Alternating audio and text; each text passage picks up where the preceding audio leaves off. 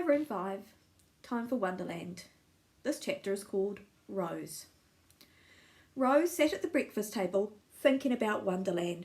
She tried to keep her mouth from smiling, but she could feel the corners twitching, just dying to grin at the very thought of it.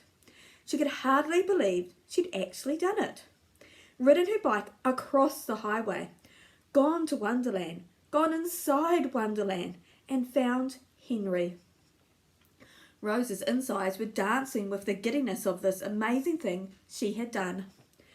Maybe she was starting to become a little like Mavis, or at least a little bit like Mavis. Sure of herself and brave. Well, sort of sure of herself and kind of brave. Rose couldn't wait to tell Grace and tell her all about it. "What's so funny, Rose?"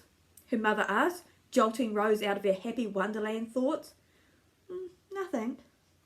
Rose forced her starting to smile mouth to a straight line and concentrate on French toast on her plate.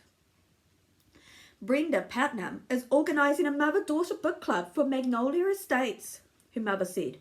Rose twirled her fork around in the puddle of maple syrup on her plate and thunked her heels against the legs of the chair. She stared at her plate, knowing her mother would have that familiar look of disapproval on her face. "Are Mavis and Miss Jetta going to join?" she asked. Her mother took a sip of grapefruit juice and said, Well, of course not." Rose looked up. "Why not?" "The club is for Magnolia Estates, Rose." "But they live in a Magnolia Estates." Her mother glared at the newspaper Mr. Tully held in front of his face, sending lasers of disapproval at his silence. Mr. Tully cleared his throat and turned to a new page of the paper. Mrs. Tully set her fork carefully on the edge of her plate, leaning forward and whispered, "Please, Rose, Miss Jetta is in the kitchen and might hear you." Rose was surprised to feel that tiny seed of bravery she had been feeling earlier begin to grow. She sat up straight and said, "If it's a club for mothers and daughters who live at Magnolia Estates, then that means every mother and daughter." She glanced over at her father, who lowered his newspaper and winked at her. Rose winked back, then turned to her mother and said, "Right?" Rose felt herself smiling. She felt herself being confident and brave. She felt herself being like Mavis. But then the scene of amazing bravery was interrupted when Mr. Tully excused himself to grab his briefcase and head to work. Miss Jetta burst through the swinging doors from the kitchen to gather the breakfast dishes. Mrs. Tully sat red-faced and silent, and Rose swiped her fingers through the maple syrup on her plate, licked it off with a loud slurp, and headed outside to meet Mavis. Today, they were going to tell Mr. Duffy that he could adopt Henry. Henry had been glad to see those two girls again, the wild-haired one and the quiet one. It was true that they had tricked him with the food and taken him to the grey-haired man. It was true that they had ended up back here in Wonderland. But when those girls showed up, soothing him and petting him, Henry thought that maybe they'd come to take him away. But no, they'd left without him. Henry lay down in the corner of his kennel and put his nose on his paws, feeling very sad. Some of the dogs around him barked and howled, and some of them sat quietly, looking bored. Before long, Roger came to take them outside to play in one of the grassy fenced areas beside the kennels. The one with the fence that was bent and loose. Now was Henry's chance. He would look for that loose place in the fence. Then he would crawl under it until he was free on the other side. Henry's heart raced. Would that place in the fence still be there? Maybe someone had seen it and fixed it. Maybe he wouldn't be able to get out again. When Henry and the other dogs got into the grassy area, some of them began to run excitedly from one end to the other. Some of them began to play with one another. But Henry walked along the fence, looking for the spot where he had escaped. He had to hurry. Their time in the play yard was never very long. And then he found it.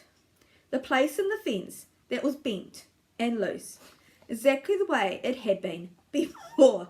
He nudged the fencing with his nose and lifted it enough to spread under and out the other side. Then he ran and ran and ran and ran, not looking back. Mavis. I think he's sleeping, Mavis said to Rose when they got to the gatehouse. Sure enough, Mr. Duffy was sitting in his chair with his feet on the desk and his cap pulled down over his eyes.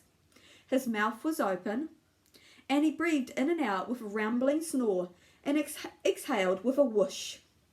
Mavis slowly opened the screen door, stepped inside, with Rose following close behind. Should we wake him up? She whispered. Rose nodded. Mavis went, and let the screen door slam shut with a bang. Mr. Duffy bolted straight up, looked wildly around him. When he saw Rose and Mavis, he clutched his heart and said, Jeekers, you're all trying to scare me to Kingdom Coming back. Sorry, Rose said. We have some great news, Mavis said. Right, Rose? Rose nodded. Great news. Mr. Duffy put his feet on the floor, straightened his cap. Lay it on me, he said. I could use some great news. Tell him, Rose, Mavis said, giving Rose a little nudge.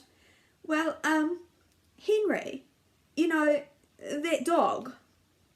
Well, Mavis and I went to Wonderland and we found out Henry is up for adoption! Mavis blurted out. Can you believe that? Mr. Duffy squinted at them. Now, what in tarnations are you all talking about? Please tell me you did not go over there to that racetrack. He shook his head. No, sirree, Bob. That is not the truth. He ducked his head and lifted his bushy grey eyebrows. Miss Rose Tully. Rose blushed and looked down at the floor. I know what your mamma would think about that, he said. That is not like you one bit to go and do such a darn foot crazy thing. But it turned out great, right, Rose? Mavis said, grinning. Mr. Duffy snorted. You two old girls, you're like going over there to that track. He poked a finger at Rose and said, you can't keep trouble for coming, but you don't have to give it a chair to sit on. Rose looked like she was about to cry, staring down at the floor with her chin quivering. Mavis put her arm around Rose. But she didn't get into trouble, because her mother doesn't know. And here's the best part. She pushed a tangle of hair out of her eyes. You can adopt Henry. She gave Rose's shoulder a little jiggle and grinned at Mr. Duffy. Then the room got so quiet that Mavis could hear some kids hollering, Not it! Somewhere in the street. Think fast, Mavis told her. Her plan was almost working. Now was her chance. So Mavis did what she knew how to do best. She jumped in and tried to make things right. She told Mr. Duffy about Wonderland, how some lady had showed them the way to the cinder block building, how the man named Roger had told them about Henry, and he was only 4 years old, but that was too old to raise, so he was ready to be adopted. And, Mavis added, he even told us what those ear tattoos mean. Mr. Duffy sat at his desk, not saying a word while Mavis explained the tattoos.